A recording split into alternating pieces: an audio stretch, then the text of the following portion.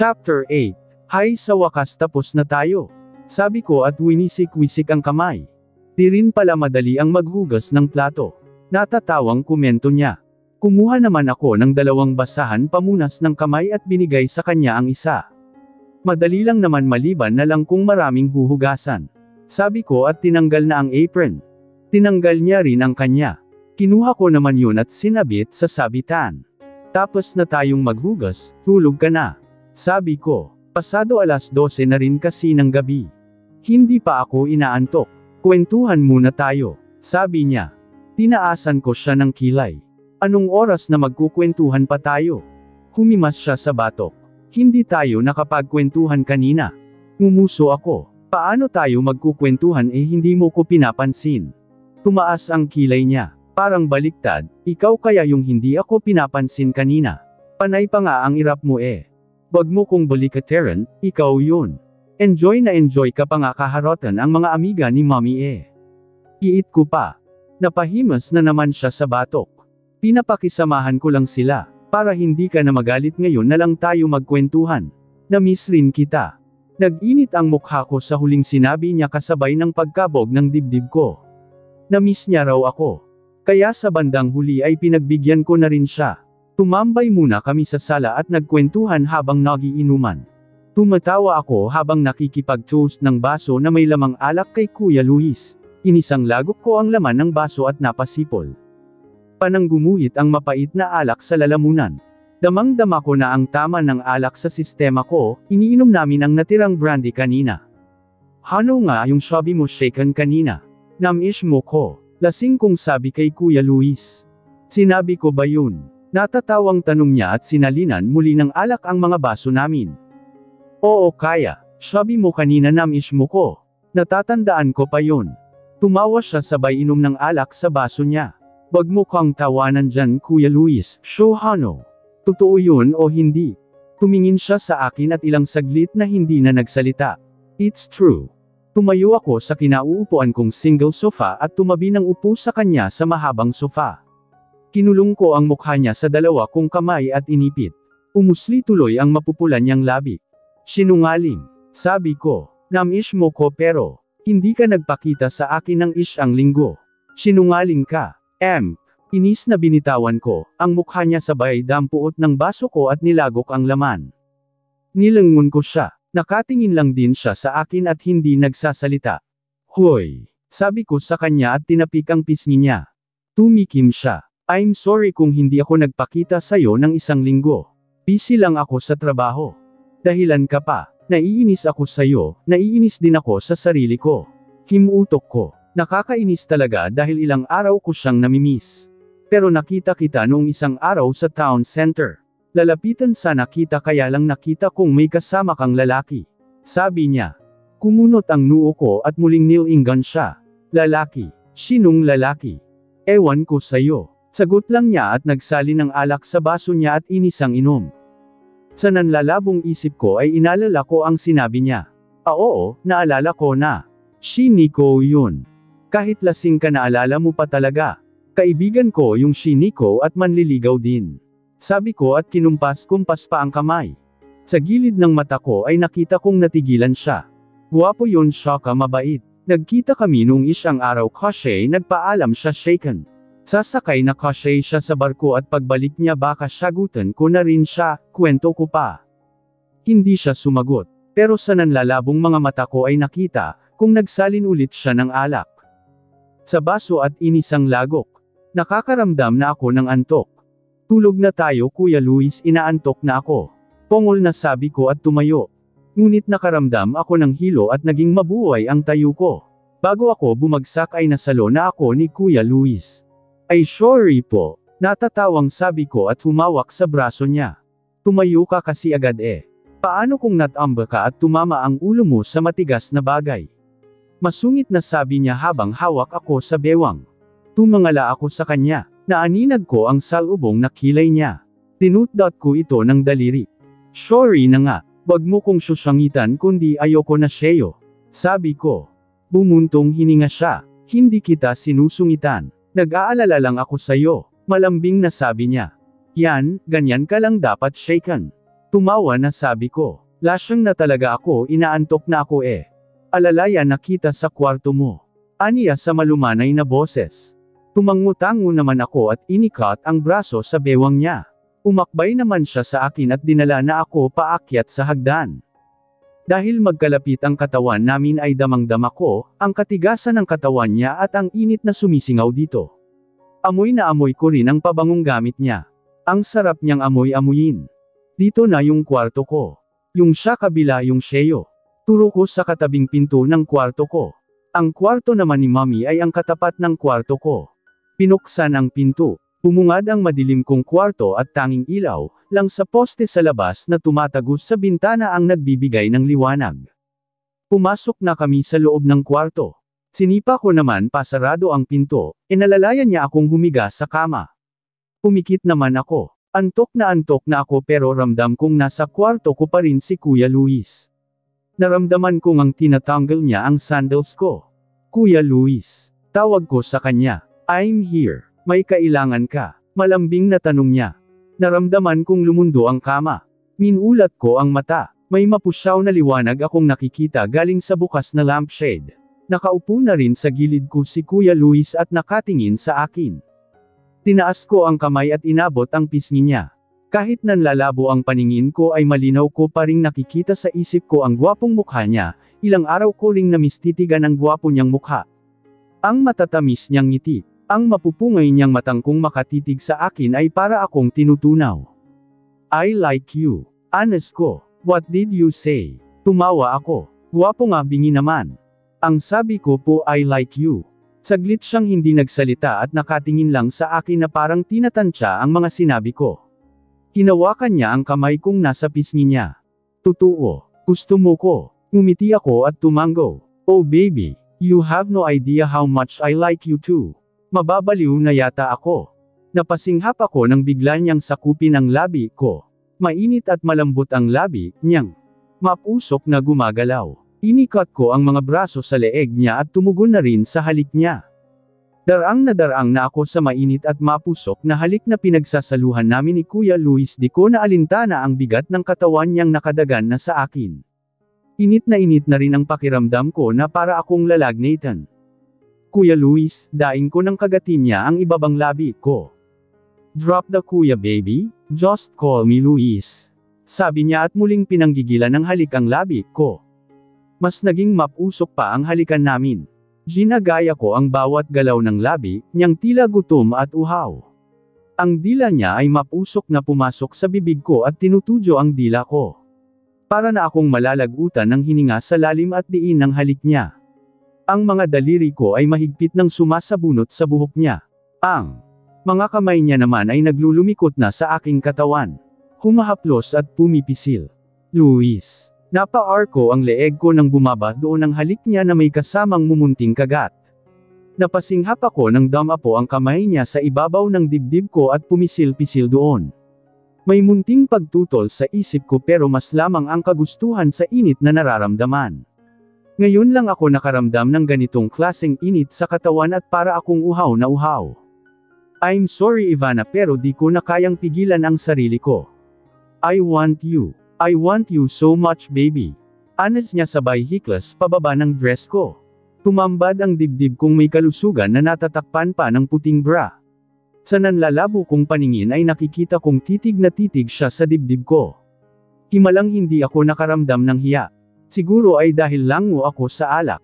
Bumaba ang mukha niya sa ibabaw ng dibdib ko at tinaniman ito ng mumunting halik. Pumikit ako at sinukli ng daliri ang buhok niya. Naramdaman ko ang kamay niyang pumailalim sa likod ko at tila lumuwag ang pakiramdam ko. Muli akong dumilat at nakita kong tuluyan na niyang nahubad ang bra ko. Beautiful, bulong niya na titig sa hubad kong dibdib at lumunok pa. Napakagatlabi, ako ng kubkuban ng malaking kamay niya ang isa kong dibdib at pinigapigan niya ito ng marahan. Ganun din ang ginawa sa kabila. Napaungol ako nang tujuan pa ng daliri niya ang utong ko. Kakaiba ang kiliting hatid nito. Masarap at mainit sa pakiramdam. Kahit wala pa akong karanasan sa ganitong bagay ay hindi naman ako mangmang. Nakakapanood ako ng mga love scenes at nakakabasa rin ng mga stories. Alam kong lumampas na sa limitasyon si Kuya Luis at hindi tama itong ginagawa namin. Pero wala akong lakas na pigilan siya dahil nagugustuhan ko rin ang ginagawa niya at ayokong tumigil siya. Kuya Luis. It's Luis baby. Putol niya sa sasabihin ko at nilagay ang isang daliri sa labi ko. Luis. Ngumiti siya. Yes baby. Kumagat labi ako at ngumiti. Kinuha ko ang kamay niya at binalik sa ibabaw ng dibdib ko. Gusto ko pa bulong ko. Anong gusto mo pa? Kunwari pang tanong niya pero may pilyo na mangiti sa labi. Yung ginagawa mo, gusto ko pa. Wala nang hiyang sabi ko. Tila naman nag-apoy ang mata niya sa sinabi ko. Lumuhad siya at hinubad ang damit niya at hinagis sa sahig. Napakagatlabi ako habang pinagmamasdan ang katawan niya. Parang gusto ko itong haplusan. Malapad ang medyo mambak niyang dibdib at may anim siyang tila pandesal na magkakadikit sa may tiyan. Parang kay titigas din ito. Malalaki din ang mga braso niya na namumutok sa muscles na tila kayang-kaya akong yapiin. Sunod niyang binaglas ang sinturon niya at hinagis lang din sa kung saan. Muli siyang damapa sa ibabaw ko at hinaplos ang pisngi ko. I'll give you everything you want baby, bulong niya at muling sinakop ang labi ko. Pero agad din yung bumaba sa leeg ko hanggang sa makarating na sa dibdib ko. Napakagatlabi ako at napapikit ng lamasin niya ang isang dibdib ko. May bahagyang kirot akong naramdaman pero mas lamang ang kilati at sarap. Salit-salaitan niyang sinasakop ng kanyang bibig, ang dalawa kong dibdib na sinasabayan niya ng pagpisil. Bumaba pa ang labi niya sa tiyan ko kasabay ng paghila niya ng dress ko. Sa isang iglap ay nasa pagitan na siya ng mga hita ko at sinasamba ang pagkababae ko. Luis ungol ko habang mahigpit ang sabunot sa buhok niya. Mabigat ang bawat hinga ko at para na kung bulating inasinan sa likod ng katawan ko. Ang ulo ko ay pabaling-baling. Para na akong may sakit na nagdedeliryo sa aking hilanghing. Kakaibang sensasyon ang nararamdaman ko. Hindi ko maintindihan ang kilati at sarap. Nakakadarang at nakakabaliw. Para na akong tinutupok sa init na nararamdaman ko.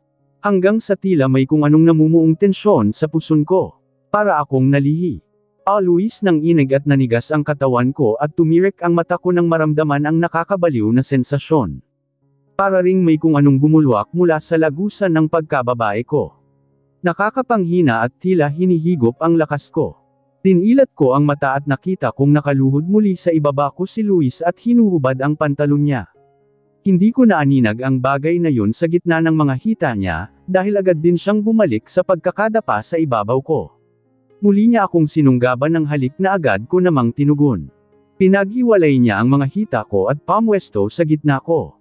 Naramdaman ko ang tila matigas at mabigat na bagay na kumikiskas sa pagkakababae ko.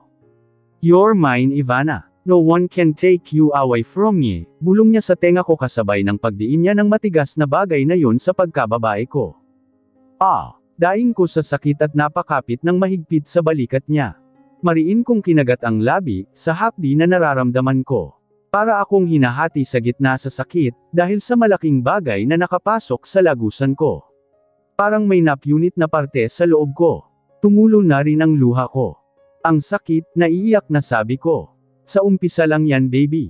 Mawawala din yan. Pag-aalaw niya sa akin at masuyong hinalik-halikan ang pisngi at gilid ng labi ko. Ilang sandali siyang nanatili lang sa ibabaw ko habang nasa loob ko pa rin, ang pagkalalaki niya habang nilalamang niya ako. Hanggang sa muli siyang gumalaw.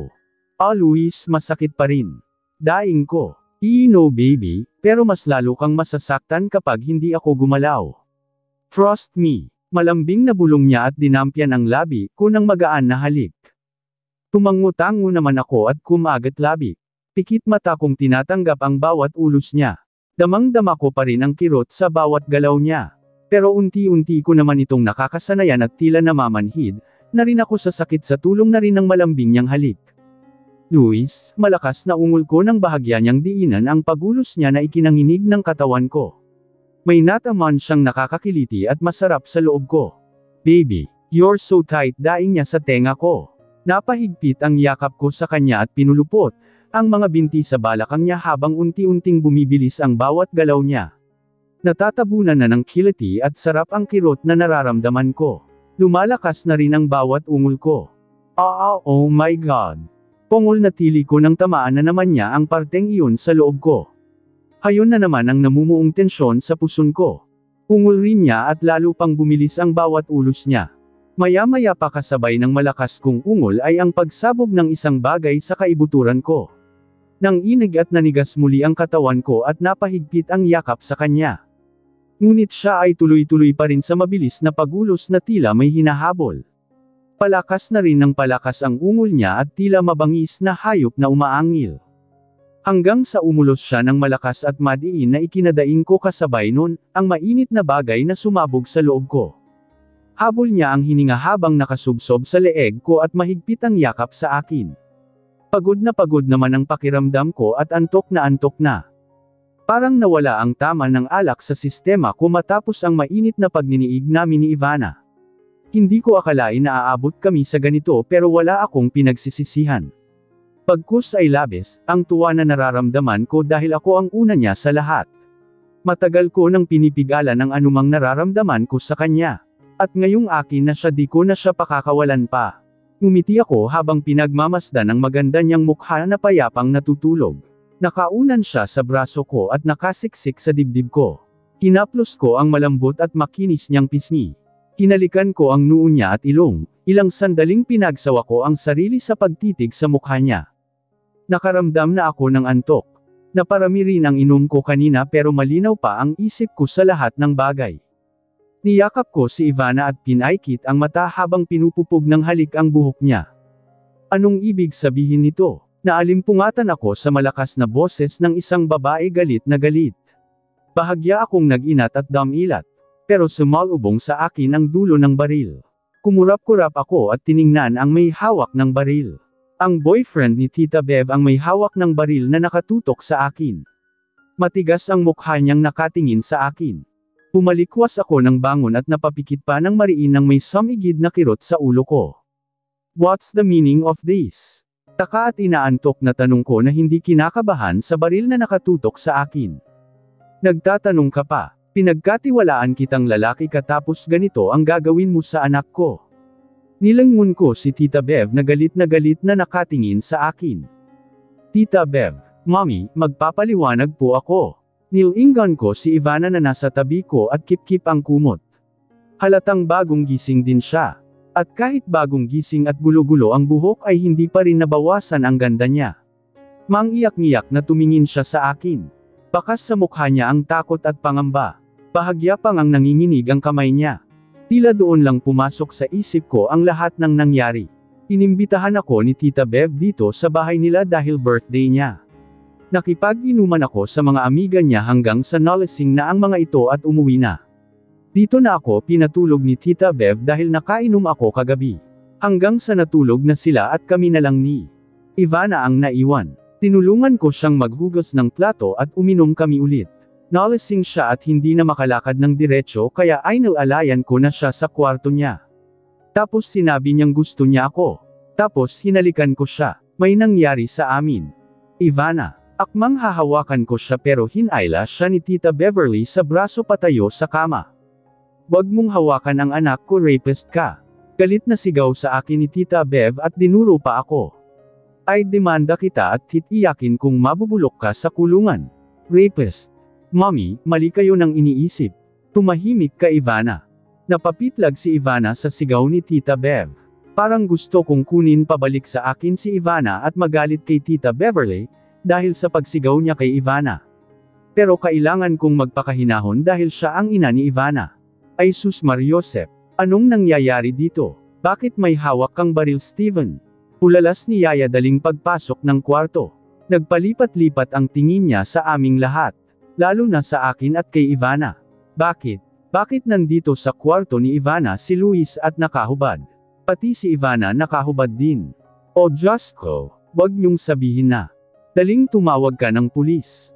Ipapadampot ko ang lalaking to dahil near-rape niya si Ivana. Matigas na utos ni Tita Bev. Napapikit naman ako ng mariin at napahilot sa sentido. Tila lalong sumakit ang ulo ko sa bunganga ni Tita Bev. Pero natigilan ako ng dam-aikit sa ulo ko ang dulo ng baril.